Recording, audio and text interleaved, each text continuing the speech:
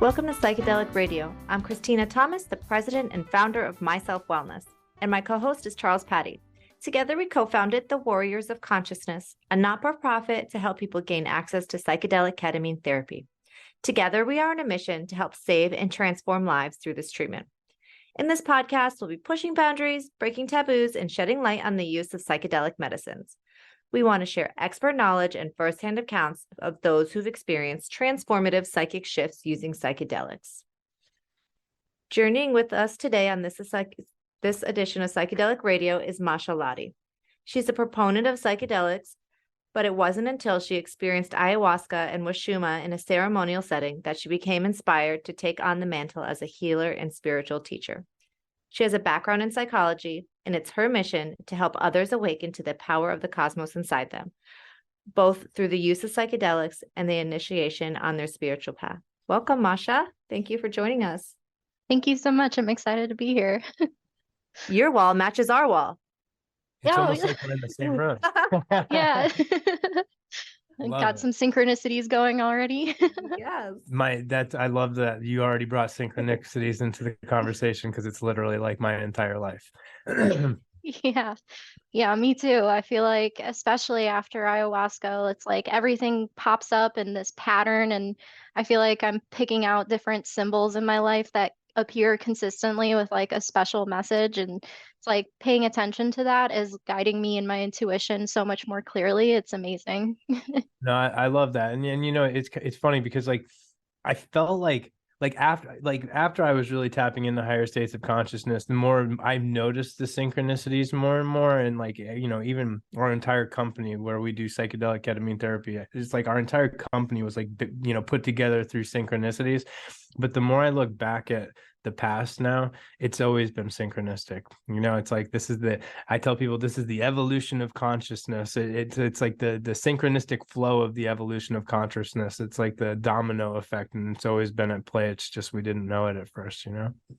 Yeah, totally. I mean, we're a species with amnesia, you know, like we've definitely had a long, long history that's been completely annihilated because of geoglobal catastrophes throughout the past hundreds of thousands of years. I mean, depending on your belief system, me personally, I think humans are as old as 500,000 years old. And, you know, with all of the like cataclysmic events that Earth has faced, you know, we have ancient civilizations that have collapsed and been forgotten to history. What kind of consciousness and what kind of elevated perspective did we humans have, you know, in the past, and that we still retain because we have that genetic code? No, I love that. And I also love the humans with amnesia, because the thing is like I'm a big believer in that. And I actually had a profound DMT experience that really like woke me up to exactly what I had forgotten for so long. But I guess we can talk about that kind of stuff later. But the first question I always kind of start these podcasts with, and Christina touched on it on your bio a little bit, but what sparked your passion for this field? What ignited the flame and really got you interested in, you know, talking or about psychedelics, but also, you know, like with helping people on their own healing journeys and of awakening? Yeah, thank you. That's a really insightful question. Well, it really started in college. I was going through a really heavy, dark depression phase, an existential crisis, just like feeling so hopeless and so at odds with the world around me, especially because I was starting to learn about like the genuine evil that exists in the world, you know, like how many people are discriminated against, killed for, you know, their religious beliefs or for their skin color or for whatever reason that ultimately comes down to people in power and authority trying to usurp our individuality and um, make the world in their own image. And it's a really antiquated phenomenon of human like greed. And so it really like propelled me into like this really deep crisis of faith and like, well, what's the point of existing if my individual efforts amount to literally a drop in the middle of an ocean? And so I started experimenting with psychedelics in college, and I started realizing like just how connected we all are. And it was a real starting point for me to dive into different religious systems. Like I started learning about Buddhism and Hinduism. And I feel really that Eastern philosophies really grasp onto the idea of the evolution of consciousness much more than Western civilizations or Western religions do, because it's very top down for Western religions as opposed to bottom up with the Eastern philosophies. And so after really diving into that, I feel like I reconnected with my faith and my belief in divinity, like in general. Like, I don't necessarily believe in God, but I believe that divinity can be called God. And the universal consciousness and the universal force around us is the macrocosm of our inner microcosm. And, we are made of the same stuff as the stars. And so it goes to show that we also follow the same systems and patterns, that we're able to connect to the same wavelengths and the same energetic signatures as everything around us. And if only we can tap into that, that we can find and individuate ourselves from like this collective illusion that's been cast through our egos and through projection of ego, especially with people in positions of power. And so it really started this passion for me to, like, first of all, individuate, and then second of all, to show people that they can do that too. Like, it's within everybody's power to break away from the system and the norms and the ideologies and values and dogmas that have been indoctrinated into us. And like, we can make our own reality. And I think it's a really powerful thing that has really propelled me into this space. I love it. Checking out of the matrix. I feel like I'm listening to you. Yeah. No, it's the truth though, I think that, the biggest lie is that there's some sort of separation, like we're all it. And I mean, and you can put the label of God or consciousness or whatever it really is, but we are that ocean that you talk about, and there is no, like, there's, it's just like we're all a part of it. And I think that the dogmatic things that you were talking about that really show this, hierarchy and all of that, it really doesn't exist. And it's all just a ploy to keep us separate and keep us from realizing our own divinity. So we're on the same page. I love this. Awesome. Yeah.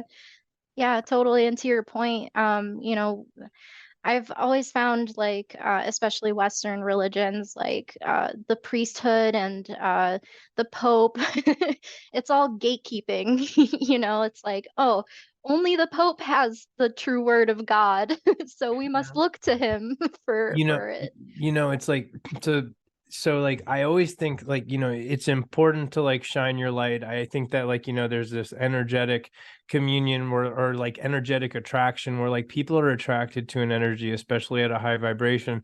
But the thing is like, even like gurus or a priest or something, I think that like it's really important for people to know that you should never put anybody on a pedestal, because we're all it.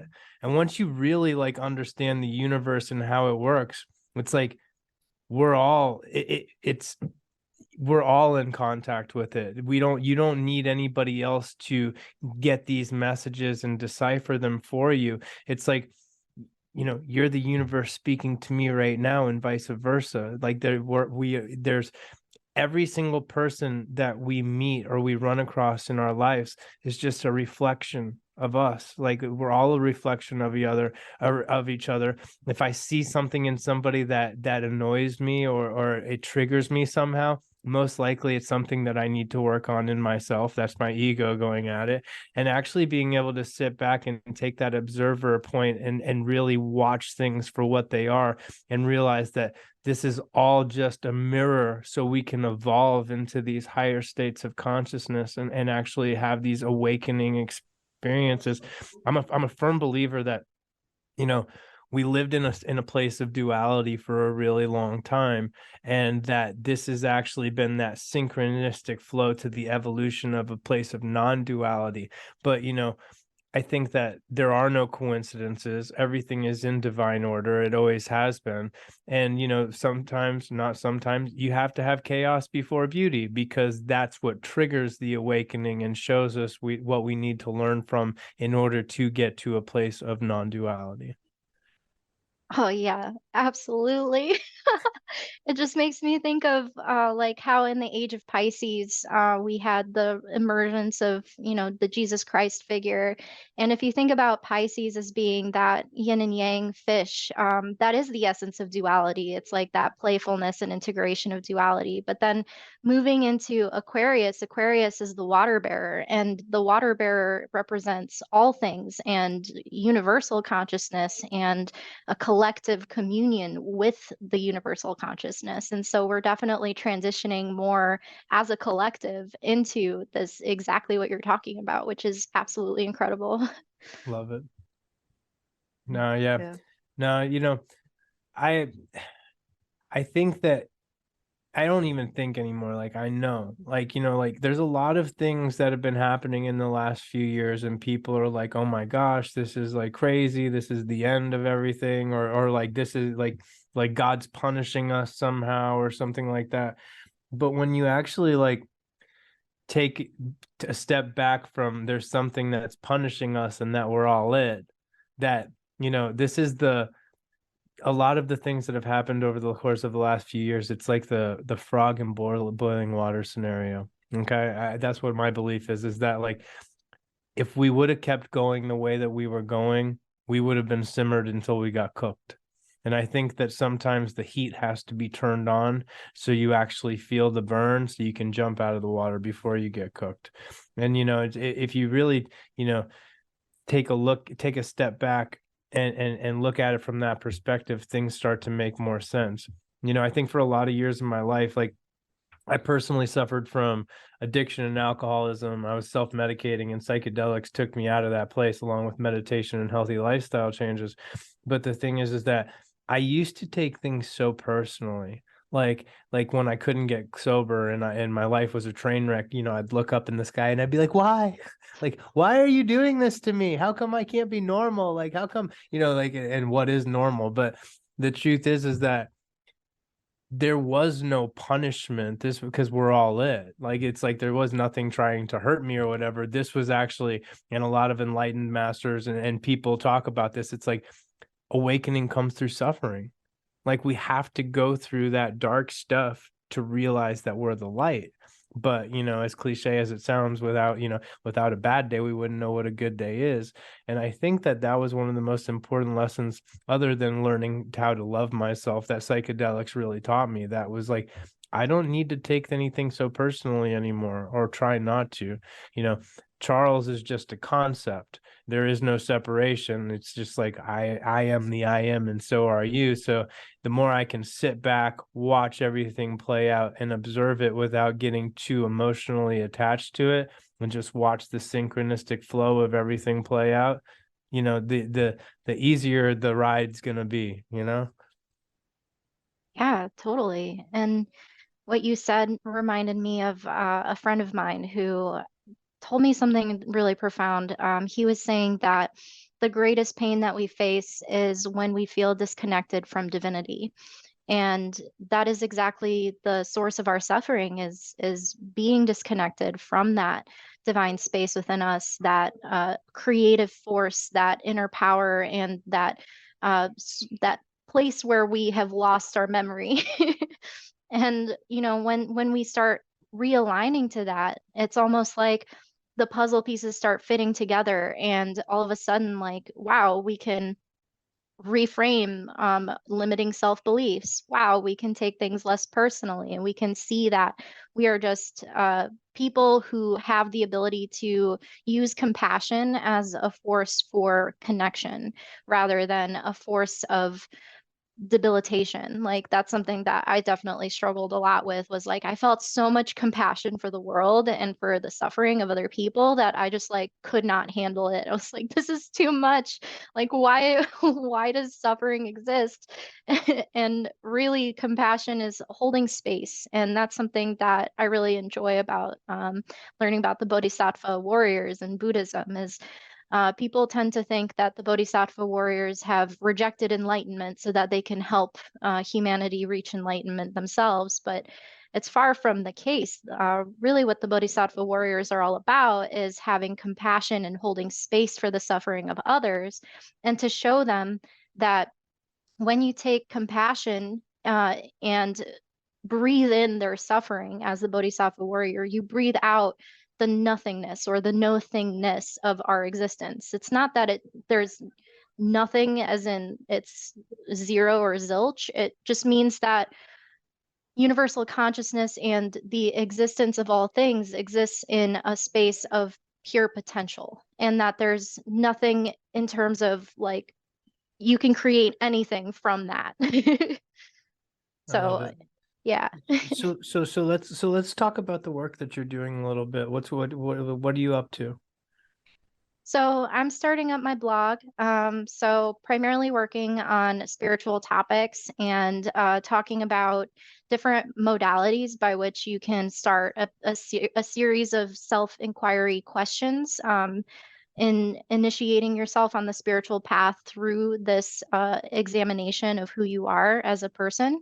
And primarily through the tarot, because I am very passionate about the tarot. And it's a really interesting deck of cards that I consider an ideogram. So, kind of like the Christian cross or the yin yang symbol, where when you look at the symbol, you kind of internally understand what it means and what it's all about. A tarot card is very much the same way, but it has keys and symbols and different remnants of our ancient history that are coded into the different cards and the different imagery that you see on them. And so, like, when you use them to read, especially when you're asking questions about yourself, they become like this reflection of the macrocosm. And so, like, you can read into different subconscious patterns, you can read into different synchronicities that might be coming up. It's almost like they're linked to everything else that's happening in your world. And, oftentimes, like whenever I read for myself, I notice I'll get cards that have symbols like, lately it's been an owl for me, owl symbolism. And so like I'll get owl symbols on my tarot cards and then I'll know, oh, okay, it's referring to that, that owl that I've been seeing lately and hearing lately. So yeah, I'm really trying to emphasize in the spiritual community that like psychic hotline stuff is kind of capitalist BS. Because people Miss they Cleo. Oh, she said. same thing. It's stinky, like yeah, I worked for a psychic hotline for a little while and I would get crazy questions like, hi, my boyfriend's ex-girlfriend's husband has been reaching out to me, and I really want to know, like, do we have a connection? And it's like these really convoluted situations, usually about love, and everybody's on their own journey, and there's no judgment there. We're all trying to figure our shit out, and that's fine. I'm sorry, I don't know if I'm No, allowed you're to good. swear. You're good. You're Okay, good.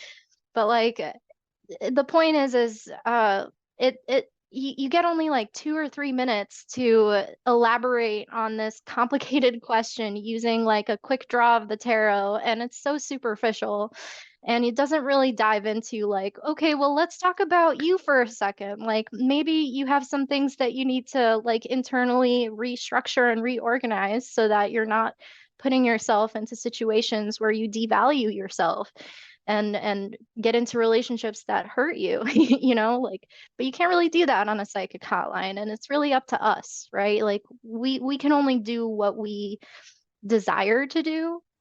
We can only embark on the journeys that we decide to take. And so I'm really catering to the people who are already taking that step into self-inquiry. Like, I'm not a therapist. I have a psychology background, but I'm not a professional therapist. So I can't really get people in that like more raw, vulnerable state, but I can definitely reach out and connect with people who have already kind of made some amends and are ready to take that next step in their spiritual evolution. No, I think it's like, like I don't have a medical background. I'm not a therapist. I'm a guy who, healed myself from a million different things. And I think that actually, like, that's probably one of the most important people to actually help people on their journeys. It's like the people that have actually been through it themselves. It's when you have the ability to actually relate to somebody and let them know you've been where they're at. And even when people are just hungry for information, or they're trying to do this kind of exploratory kind of things, like, it's like being there to let somebody know that they're not alone, and that everything's going to be okay, and that it's hard to see it for what it is right now, but everything is perfect, and it always has been. I think that that's a really important role that you're playing. Thank you. Yeah. And I think my favorite part about all of this is the astrology component. Like, in addition to tarot, like I have a huge passion in astrology, and I'm still a journeyman. I know enough to be dangerous, but I do know enough to help other people like understand what's going on in their natal chart, and give them enough of a explanation for why things are the way they are, and what they need to do and what they need to focus on based on their chart. And I think it's a really interesting thing because, we have these giant planetary bodies surrounding us with their electromagnetic fields, pushing and pulling with their gravitational forces, and they create this imprint, on the day that you're born. It's like this signature, this energetic signature that you're just born with, and it becomes this like starting point blueprint for your soul's journey. And I think that there's a lot that we could learn from, especially because the ancients used astrology and astronomy for more than what we do now. Like beyond just self-inquiry, they used it to predict events. They used it for political decisions. They used it for agriculture. They used it for determining when to have a child. I mean, there are so many different use cases for it, and it's being in communion with the world around us, not just limiting ourselves to this earthly sphere, because we are part of this big giant solar system. And that definitely has its effect on us. And so I like to do a reading called The Dark Stranger. And that explores our shadow sides, our what are the things that we hide, and what are the things that we're ashamed of, and how do we approach that dark stranger, and how do we make amends with it? How do we embrace it and give it the love and compassion that it needs, that maybe it was missing?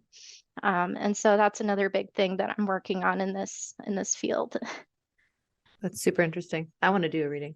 I love that kind of stuff. And I just, to touch back on what you said, I mean, the people of our ancient times were just so into astronomy. And if you look at all of these like megalithic sites, they're all lined up to different stars. And there has to be a reason for that, because it's not just like one, maybe two things. It's like all of these giant sites are all like perfectly in line with different star systems.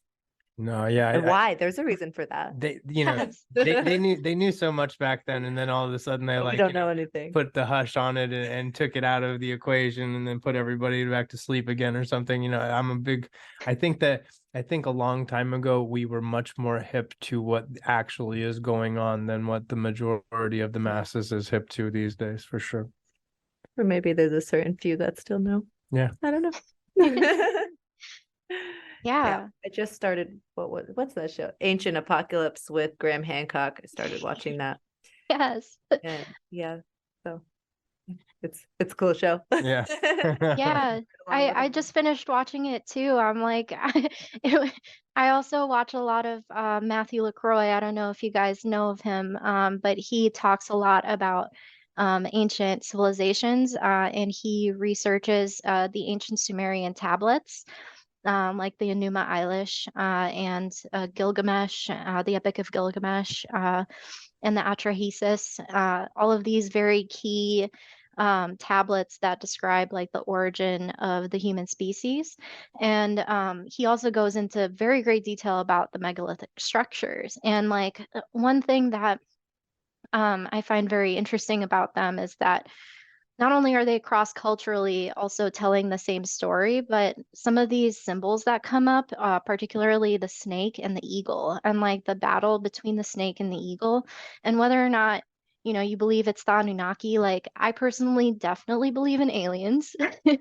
And I mean, it's impossible in this great big universe that we're alone.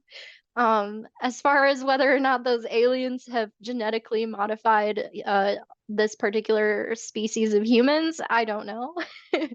But the fact is that we still have these containers of knowledge that are symbolized through this fight between the snake and the eagle. And so we see the snake of knowledge and the eagle of battle and ego constantly battling it out. And like, it's interesting to me that the snake in particular is demonized in Christian culture, with the snake representing Lucifer, giving Eve the apple of knowledge. And why? Why has it been so demonized in this way? Like, why is knowledge and this connection to the divine being hidden away? And to what purpose, Well, and why are all of these ancient tablets that, you know, basically decipher the origin of man, why aren't they really being studied, and why isn't more light being shown on them, and like the emerald tablets? And I don't know, It's fascinating to me for sure. And another thing that you just tapped in on is like, there's actually with the whole the snake and the tree of knowledge and all of that, and Lucifer supposedly, the whole, like, if you actually Google it, there's a picture of an ancient piece of artwork, and it's from hundreds of years ago, and it's basically that the snake is on this giant mushroom tree. And like and I think it's kind of profound because it's like, I actually think that that's true. I think that maybe that the mushrooms, like, and in a dogmatic way, like, this was the forbidden fruit, and it's because they wanted to scare people from becoming aware of their own divinity. It's like, oh, don't take this because this is what you're not supposed to do, when in actuality, Joe Rogan talks about it all the time. He's like, maybe the way to talk to God is to, like, eat a bag of mushrooms and meditate. And like, and I'm actually a huge believer in that, because I've had some extremely divine experiences on psychedelic compounds before.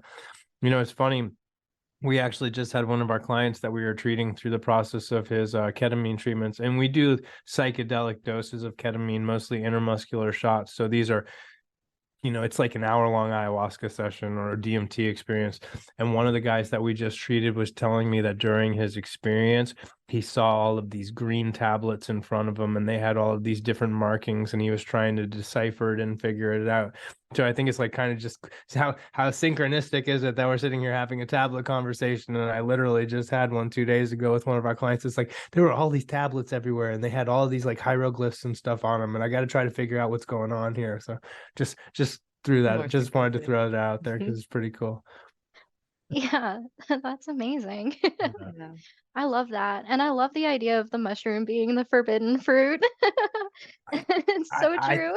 I think it is, like, listen, even like biblically, like when they talk about manna, like it appeared in the morning and was gone by night, and everybody was eating it and they were having direct contact with God. Like, what appears in the morning and is gone by night? It's a mushroom.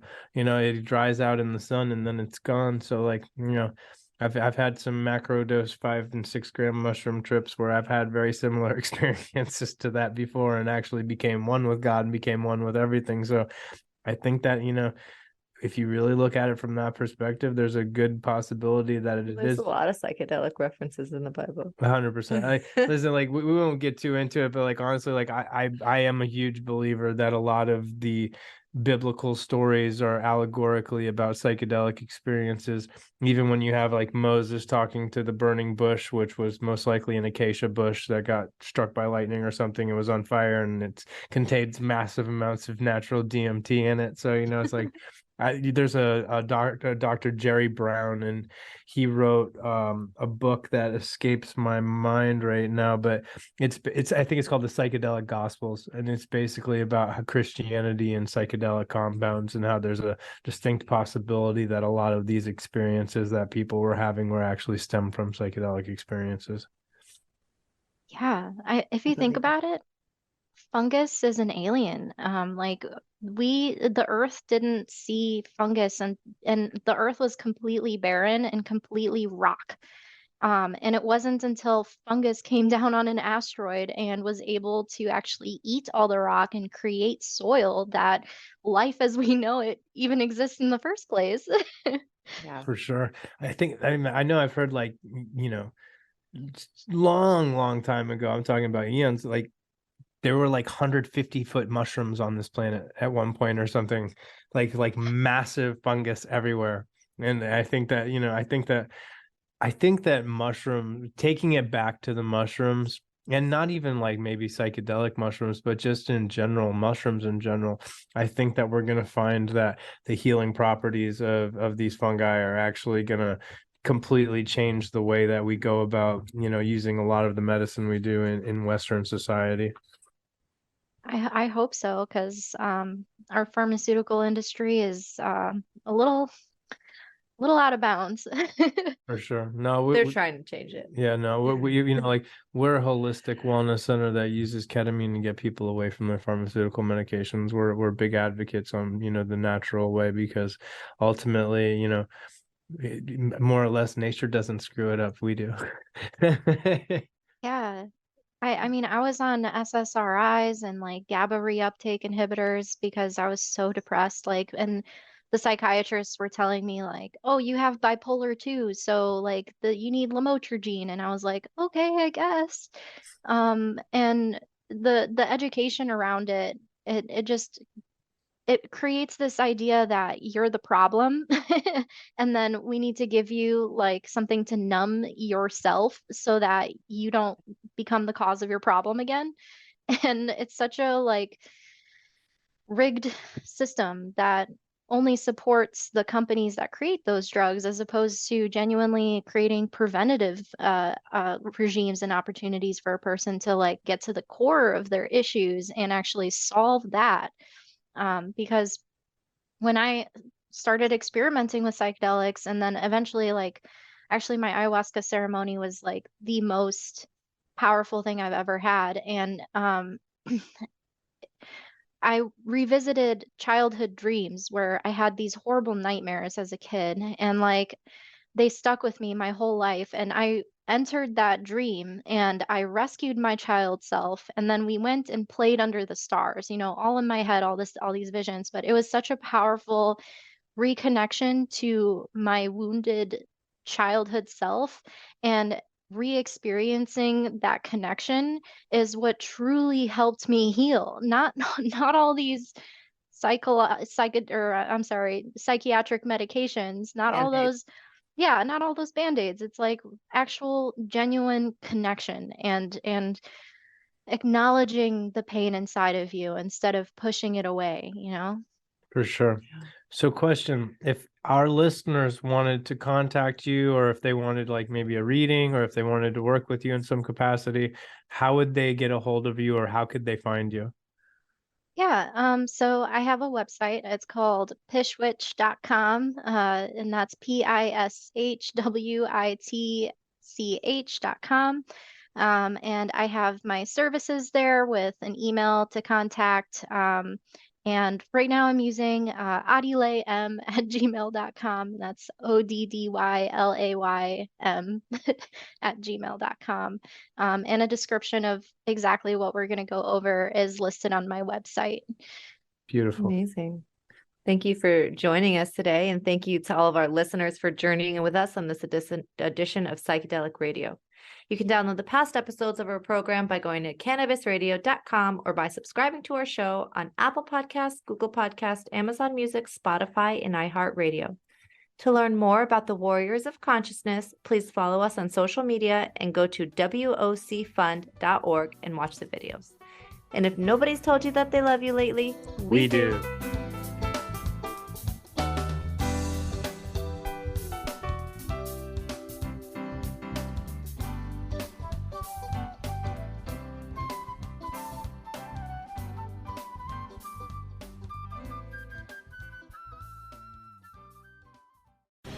The opinions expressed on this CannabisRadio.com program are those of the guests and hosts and do not necessarily reflect those of the staff and management of CannabisRadio.com. Any rebroadcast, republication, or retransmission of this program without proper consent is prohibited.